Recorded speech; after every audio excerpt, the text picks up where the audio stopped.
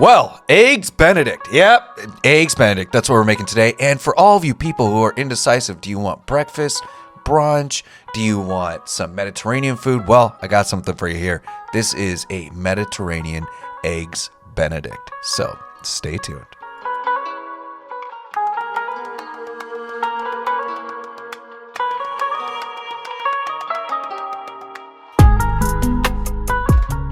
All right, Eggs Benedict, hands down one of my favorite breakfast dishes, but this one is gonna be different. As you know already, this is gonna be a Mediterranean one. So, without further ado, people, let's make this shit. Stay tuned. All right, to kick things off, I'm gonna go ahead and grind up some coriander seeds because I was out of coriander powder. If you have coriander powder, definitely use it, or you can just grind it up like I'm doing here in the mortar and pestle. And then we're gonna move on to grating a white onion. So I'm using half a large white onion here, and I'm gonna grate this very finely. Make sure I grate it down. This is gonna go into our beef later on in the process. Then we're gonna move on to some aromatics here. I've got some fresh mint from my garden, and I'm gonna go ahead and slice it up, and then I'm gonna rock my knife through it, just giving it a nice rough chop. And the same for some parsley. Again, I got some curly parsley here, but again, we're gonna go ahead and slice through it and then rock our knife through it to get it nice and fine.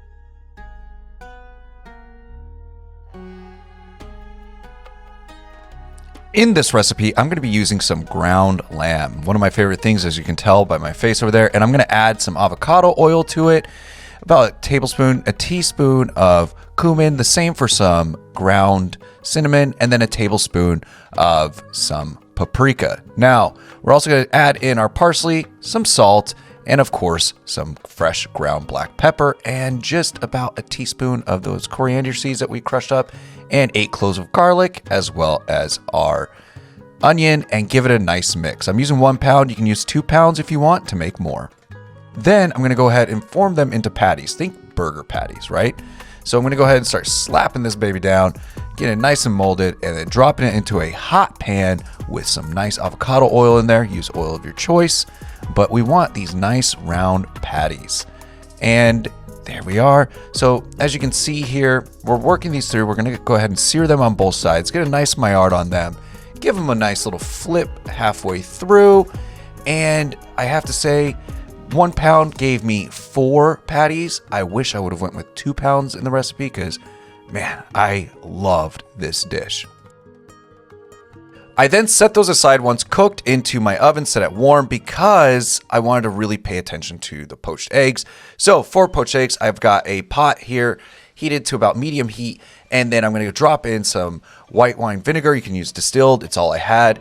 And then on the side, I'm going to take a very fine mesh strainer here, and I am going to start working the eggs into this. Why am I cracking eggs into a fine mesh strainer, you may ask? Well, presentation reasons. It gets rid of those little legs, those stringy bits when you're poaching the egg. So just a cool little tip in case you want to really impress your guests or whoever you're cooking for. And then on the side, I'm just heating up some of the naan bread on my stove. I like it a little charred, so I'm just charring it up a little bit here. Now the water's at anywhere between 175 to 180, and I'm just going to stir it vigorously, creating a vortex. This is one of many ways to poach an egg, and gently drop it in there, and you get to watch the cool swirl, swirl, swirl action.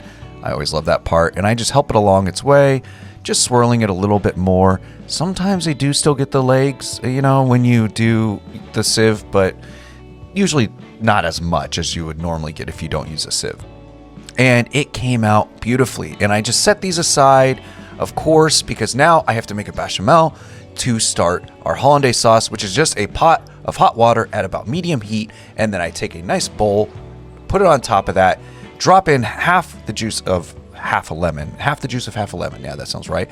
And then I've got about 4 to 5 beaten eggs here, egg yolks, of course.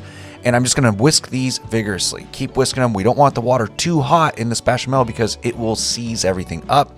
And then we're going to go ahead and add in some warm butter. Just slowly add that in because we don't want to break the sauce.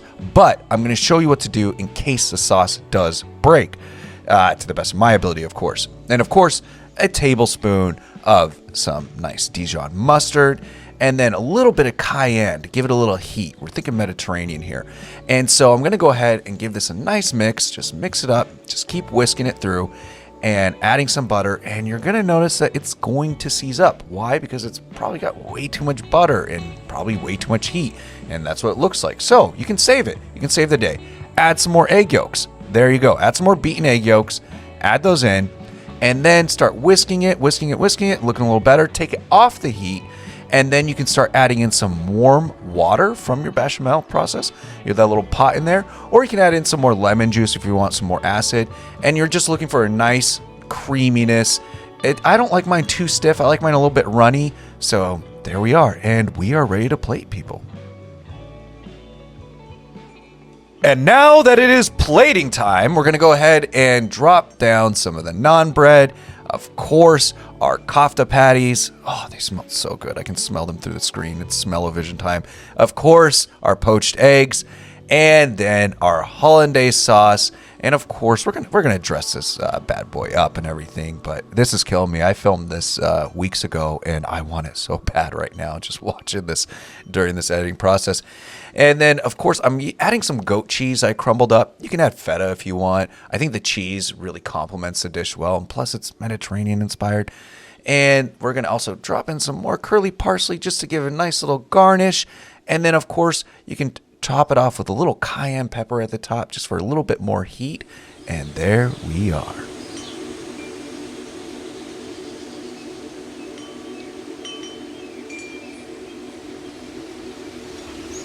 All right, and we are done. So, yeah, let's go ahead and try this out.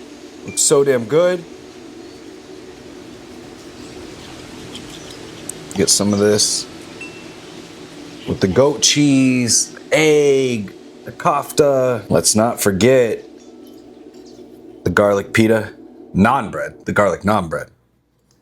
Here we are.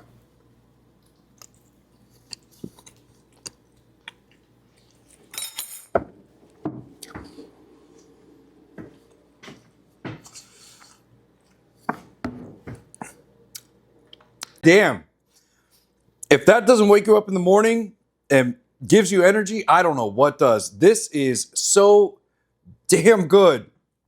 Oh, wow. You got to make this. And let me know if you do make this. And tell me, in the comments below if you make it. And let me know in the comments below if you'd like to see me make something else. Make a request. I've done it before. So, without further ado, people, I'm going to eat this. And cheers. I'm out.